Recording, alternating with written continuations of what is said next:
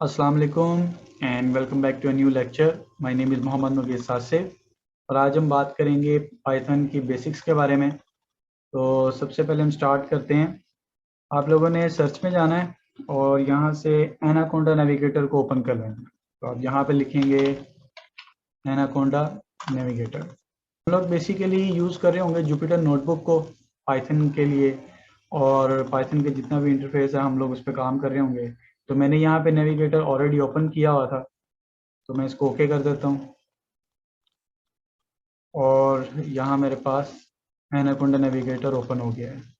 तो जैसे ही मेरे पास नेविगेटर आएगा तो मैंने यहाँ से इसको स्क्रॉल डाउन करना है और यहाँ से जुपिटर नोटबुक को लॉन्च कर देना। तो जब आप लोग लॉन्च पे क्लिक करेंगे तो आपके पास वेब ब्राउज़र के अंदर ऐसे जुपिटर नोटबुक ओपन हो जाएगी।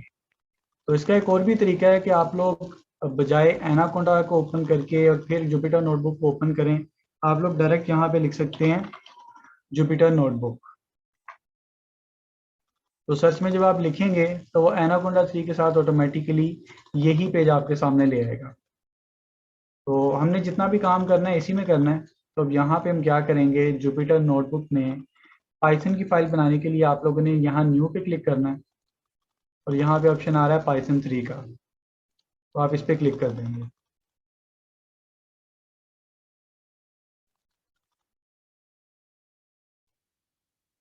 तो ये आपके पास जुपिटर की फाइल आ गई है।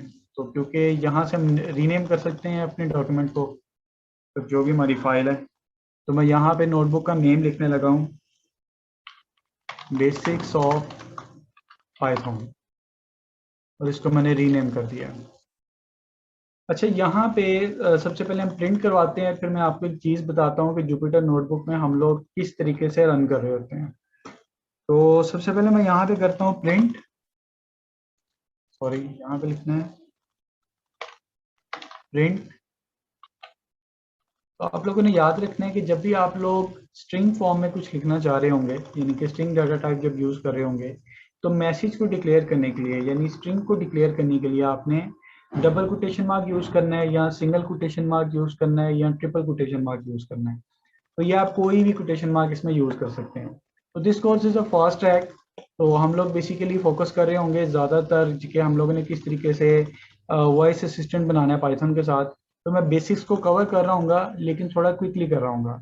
तो अगर आप लोग इन डिटेल जानना चाहते हैं कि डाटा टाइप्स के साथ हम लोग कैसे काम करते हैं, तो मैं यहाँ वीडियो के एंड पे प्लेलिस्ट का जो लिंक दे दूंगा, तो आप लोग पाइथन के वहाँ से जाके डिफरेंट लेक्चर्स ले सकते हैं। तो मैं यहाँ पे लिख देता हूँ प्रिंट और यहाँ पे मैं करवा देता हूँ। तो मैं प्रिंट हेलो वर्ल्ड लिखने के बाद यहाँ पे रन पे क्लिक करूँगा, तो यहाँ पे मेरे पास क्या है, हेलो वर्ल्ड प्रिंट हो गया है। तो एक चीज़ मैं आपको बताता चलूँ कि जुपिटर नोटबुक में हम लोग डिफरेंट सेगमेंट्स में काम कर रहे होते हैं। तो अगर आप उस कोड को रन करते जाएंगे तो वो पर्टिकुलर कोड वहीं पे एग्जीक्यूट होता जाएगा। जैसे कि मैंने यहाँ पे जो सेक्शन ये यहाँ पे बनाया था और यहाँ लिखा था प्रिंट हेलो वर्ल्ड, तो मैंने रन पे क्लिक किया, वो यहीं पे रन भी हो गया है। अब मैं नेक्स्ट सेगमेंट के अंदर यहाँ पे वेरिएबल्स लिख सकता हूँ, उसके साथ काम कर सकता हूँ। तो ये सेगमेंट्स के साथ हम लोग काम कर सकते हैं। तो अब हम यहाँ पे क्या करेंगे, हम लोग लिखेंगे हैशटैग वेरिएबल्स। तो हमारा सबसे पहला टॉपिक ये है कि वेरिएबल्स क्या हैं।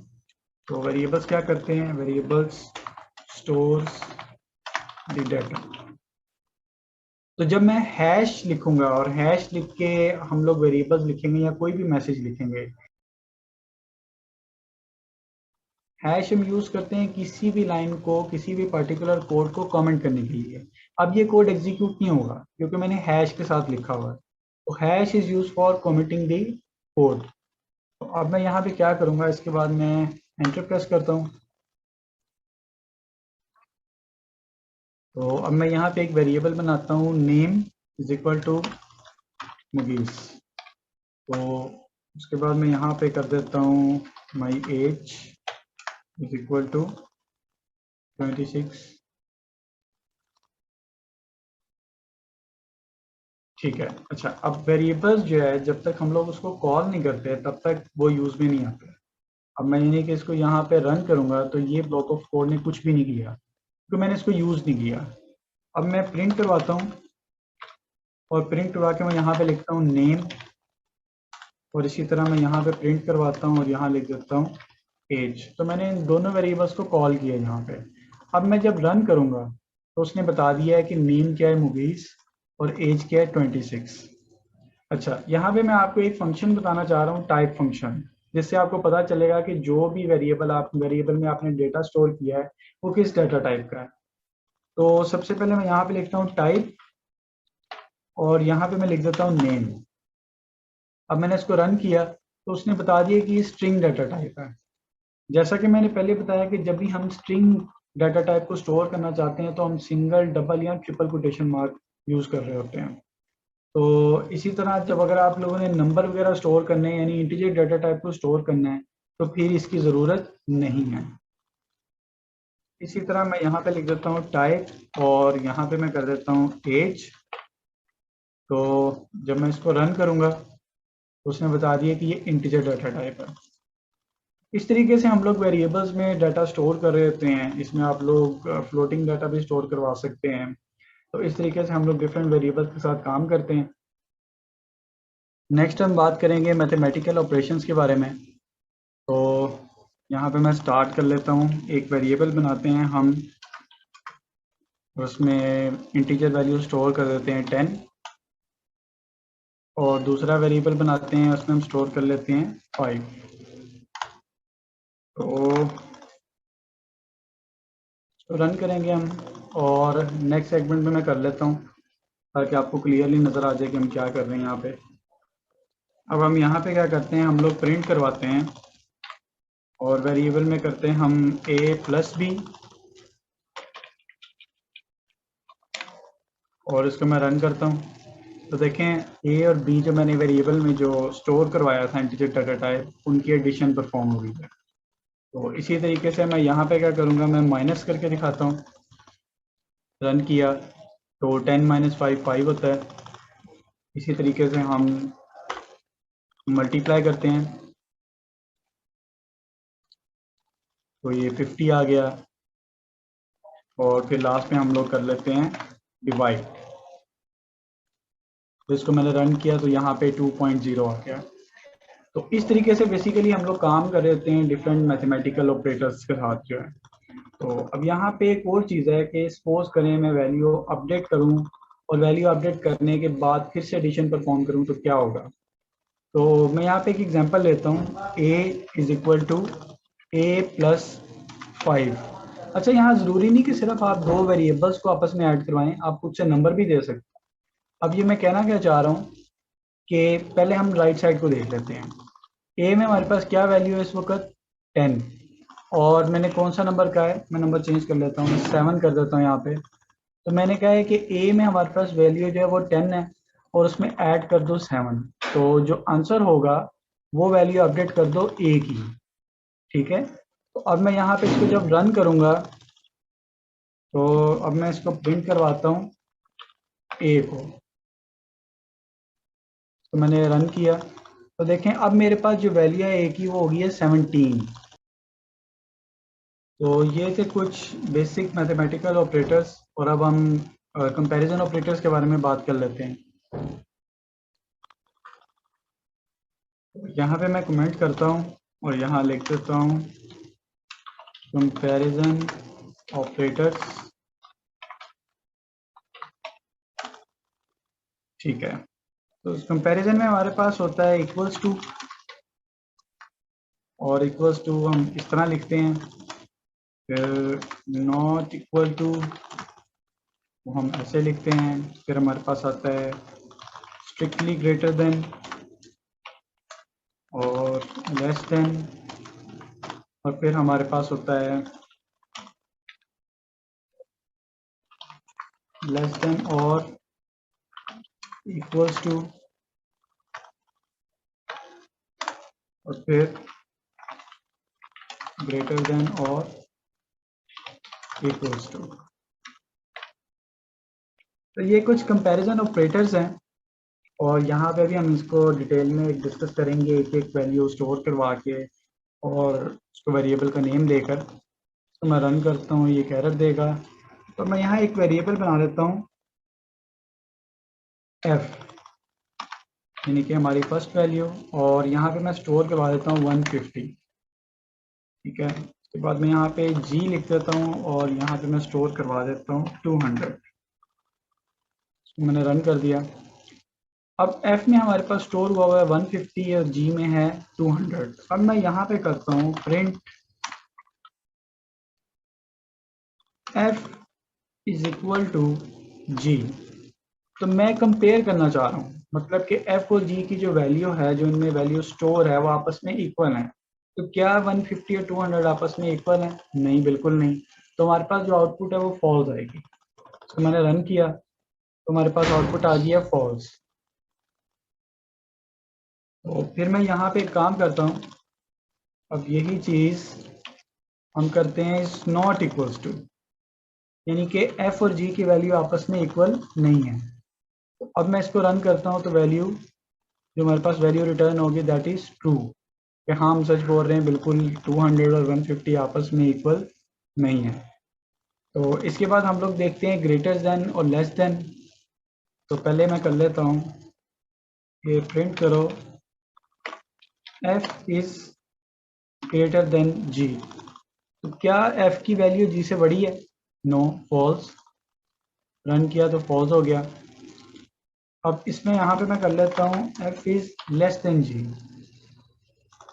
तो अब जब मैंने रन किया तो देखें वैल्यू ट्रू हो गई है, कि बिल्कुल एफ में जो वैल्यू थी 150 है, that is less than 200 which is stored in g. तो इसके बाद मैं क्या करता हूँ कि हम एफ इज लेस देन और इक्वल्स टू जी को यूज करके देखते हैं। अब इसका मतलब है कि एफ की वैल्यू या तो जी से छोटी है या जी के बराबर है। तो अब इसको हम देखते हैं तो आंसर आ जाएगा ट्रू, क्योंकि हमने यहाँ पे एक और कंडीशन यूज की है। ये क्या होता है, ये हम बेसिकली लॉजिकल ऑपरेटर्स में भी पढ़ते हैं, लेकिन तब तक आप ये देखें कि हमने एक कंडीशन लगाई है ना कि एफ इज लेस देन और इक्वल्स टू, या तो वो छोटी है वैल्यू या वो जी के बराबर है। दोनों में से एक कंडीशन ट्रू हो रही है तो आंसर इज ट्रू। तो अब मैं यहाँ पे ट्राई करता हूँ एफ इज ग्रेटर देन और इक्वल टू जी। अब यहाँ पे आंसर मेरे पास फॉल्स आएगा, क्योंकि दोनों कंडीशन ही फॉल्स हो रही हैं। देखें एफ, वो कहना चाह रहा है कि एफ या तो जी से बड़ा है, यानी कि 150 या तो 200 से बड़ा है तो ट्रू कर दो, अदरवाइज वो एफ और जी आपस में बराबर हैं तो इसको ट्रू कर दो। अब ये दोनों कंडीशन ही फॉल्स हैं, ना तो 150 200 से बड़ा है और ना ही वो बराबर है, तो आंसर हमारे पास क्या आ जाएगा? फॉल्स आ जाएगा। तो ये थे हमारे से कुछ कंपैरिजन ऑपरेटर्स। अच्छा, याद रखें कि जो भी हम काम कर रहे हैं इसमें सबसे इंपॉर्टेंट चीज़ है कि आप लोगों ने प्रैक्टिस करनी है। मैं यहाँ पे एक एक एग्जांपल करवा रहा होता हूँ समझाने के लिए, बाकी आप लोगों ने खुद से करनी होती हैं। आप जितनी ज़्यादा एग्जांपल्स करेंगे, जितनी ज़्यादा लॉजिक्स लेके आएंगे, उतनी ज़्यादा आपकी प्रैक्टिस हो जाएगी। तो अगर कोई इशू आता है तो आप लोग कमेंट सेक्शन में नीचे बता दिया करें, तो मैं वहाँ पे आपको रिप्लाई दे दिया करूँगा। तो अभी हम बात कर लेते हैं कुछ लॉजिकल ऑपरेटर्स के बारे में। मैं यहाँ पे लिखता हूँ कमेंट सेक्शन में लॉजिकल ऑपरेटर्स। और लॉजिकल ऑपरेटर्स हमारे पास होते हैं एंड, और नॉट। और सबसे पहले हम बात कर लेते हैं एंड की, when both conditions are true. और फिर और में हम लोग कर लेते हैं when any one of the condition is true. और नॉट में हम लोग क्या करते हैं? Reverse the answer. ठीक है, तो ये वैसे हम लोगों ने बूलियन अलजेब्रा में भी पढ़ा था, लेकिन हम इसको दोबारा रिकैप करते हैं कि एंड क्या होता है कि जब हमारे पास वो दोनों कंडीशंस ट्रू हो जाती हैं तो फिर हमारा आंसर जो है वो ट्रू होगा। और में या, यानी कि क्या है जी, कि अगर दोनों में से एक भी कंडीशन ट्रू है तो हमारा आंसर ट्रू हो जाएगा। और नॉट क्या करेगा? नॉट रिवर्स कर देगा जो भी हमारा प्रीवियसली आंसर होगा। तो इसको समझने के लिए मैं कुछ प्रैक्टिकल करूंगा तो फिर आपको ज़्यादा समझ आ जाएगी। तो सबसे पहले हम एक काम करते हैं, मैं एक वेरिएबल बना लेता हूँ a इज इक्वल टू 5 और b is equal to 6, c is equal to 7। ठीक है, अब मैं यहाँ पे एक कंडीशन लगाता हूँ कि प्रिंट करो a is greater than b। ठीक है, तो देखें क्या a b से बड़ा है, मतलब कि 5 6 से बड़ा है? नहीं, बिल्कुल नहीं है। लेकिन मैं साथ लिखता हूँ and b is less then c। यानी कि मैं कहना ये चाह रहा हूँ कि पहले इस कंडीशन को देखते हैं, a is greater than b, मतलब कि 5 6 से बड़ा है, तो ये कंडीशन तो फॉल्स हो गई है। और फिर मैंने दरमियान में ऑपरेटर कौन सा यूज़ किया है? लॉजिकल ऑपरेटर यूज़ किया है एंड। और फिर मैंने लिख दिया है कि b is less then c, मतलब कि 6 7 से छोटा है। तो मतलब कि हमारे पास एक कंडीशन तो ट्रू है, लेकिन दूसरी कंडीशन हमारे पास फॉल्स है। जबकि हमें क्या बताया गया है कि एंड में दोनों कंडीशंस ट्रू होंगी तो आंसर ट्रू आएगा। जब मैंने इसको रन किया तो मेरा आंसर आ गया फॉल्स, क्योंकि दोनों में से एक कंडीशन हमारी ट्रू थी और एक कंडीशन हमारी फॉल्स थी, और हमने एंड को यूज़ किया हुआ था। तो अब मैं यही काम करता हूँ और के साथ। तो जब मैंने और को यूज़ किया है तो और हमें क्या कहता है कि दोनों में से एक कंडीशन भी ट्रू है तो आंसर आपका ट्रू हो जाएगा। तो मतलब कि हमारे पास ये वाली कंडीशन जो थी ये तो फॉल्स है, और ये कंडीशन हमारी ट्रू है, तो आंसर हमारे पास फिर भी ट्रू आ जाएगा, क्योंकि हम लोगों ने लॉजिकल ऑपरेटर जो यूज़ किया दैट इज़ और। अब मैंने इसको रन किया तो आंसर देखें हमारे पास आ गया है ट्रू। ठीक है, अच्छा, अब यही काम मैं करता हूँ कि मैं इसको स्टोर करवा देता हूँ डी के अंदर। ठीक है, यानी कि मैं डी में इसको स्टोर करवा देता हूँ, ये चीज़। ठीक है, अब डी में मैंने ये एंड ऑपरेटर के साथ वैल्यू स्टोर करवा दी है। मैंने इसे कहा है कि डी जो है उसमें रिजल्ट ये वाला स्टोर कर दो, यानी ए बी से बड़ा है और बी सी से छोटा है, तो इसका आंसर फॉल्स है। अब जब मैंने इसको सेव किया तो यहाँ पे मैं इसको प्रिंट करवाता हूँ, तो मैं आपको पहले आंसर दिखाता हूँ। अब मैंने इसको रन किया तो देखिए आंसर मेरे पास क्या है, फॉल्स है। ठीक है, अच्छा, इसमें कंफ्यूज होने की बात नहीं है, जो ये वाली स्टेटमेंट थी मैंने इसको सिर्फ एक वेरिएबल के अंदर स्टोर करवाया यहाँ पे, आपको नॉर ऑपरेटर यानी नॉट ऑपरेटर बताने के लिए। तो अब मैं यहाँ पे क्या करूँगा, मैं यहाँ पे लिख देता हूँ नॉट, और यहाँ पे लिख देता हूँ डी। रन किया, अब देखें क्योंकि मैंने यहाँ बताया था कि नॉट जो है वो आंसर को रिवर्स कर देता है, अगर फॉल्स है तो ट्रू कर देगा, ट्रू है तो फॉल्स कर देगा। तो मैंने यहाँ पे जो स्टेटमेंट थी उसमें जब वैल्यू स्टोर करवाई डी के अंदर तो उसका आंसर क्या स्टोर हुआ, फॉल्स। और जब मैंने उसके साथ नॉट लॉजिकल ऑपरेटर यूज किया तो आंसर क्या हो गया, ट्रू। तो this is all about logical operators. All right, तो नेक्स्ट हमारा जो टॉपिक है that is identity operators. Identity operators को समझने से पहले मैं आपके साथ शेयर करना चाहूँगा कि पाइथन जो है वो मेमोरी मैनेजमेंट कैसे करती है। तो पहले मैं आपको थोड़ा सा ड्राई रन बता देता हूँ कि ड्राई रन क्या है। कि जब भी आप लोग यहाँ पे हम एक बैंक की एग्जांपल ले लेते हैं, मैंने अपनी वेरिएबल की मेमोरी मैनेजमेंट वाली वीडियो में भी ये बात बताई थी। तो यहाँ पे क्या है कि सपोज करें कि हम लोग एक बैंक में जाते हैं, तो वहाँ पे क्या होता है, वहाँ पे एक लॉकर बना होता है। ठीक है, तो अब जाहिर सी बात है वहाँ बहुत सारे लॉकर हैं, उसमें से अगर हमारा कौन सा लॉकर है तो बैंक हमें एक नंबर असाइन कर देता है। सपोज करें कि हमारा नंबर है 1 2 और 3। ठीक है, तो ये हमारा लॉकर नंबर है। अच्छा, यानी कि हमारी लॉकर की पहचान क्या है कि हमारे पास जो की है उसके ऊपर भी 1 2 3 लिखा होगा और हमारे लॉकर के ऊपर भी 1 2 3 लिखा होगा। ठीक हो गया, अब ये हमारी मर्जी है कि हम लोग इसमें क्या स्टोर करवाते हैं।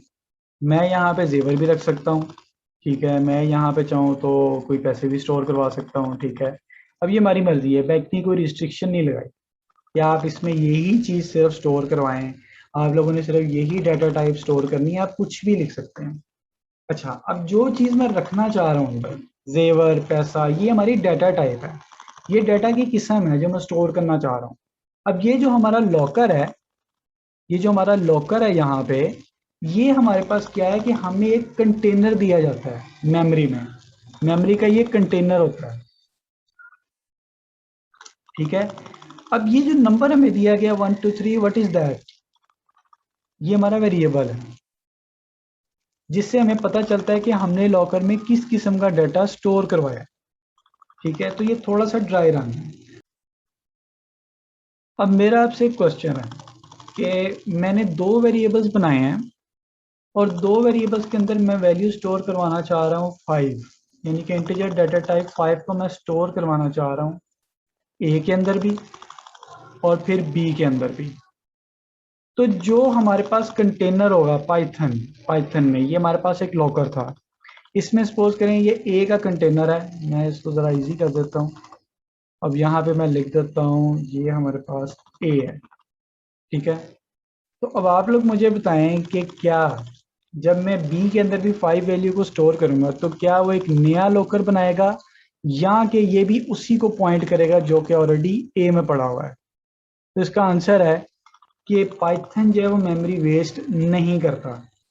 अगर वैल्यू सेम है तो आप 10 वेरिएबल में भी वही वैल्यू स्टोर करवाना चाह रहे हैं तो वो एक ही लोकेशन को पॉइंट करेगा, मतलब सेम लॉकर को पॉइंट करेगा।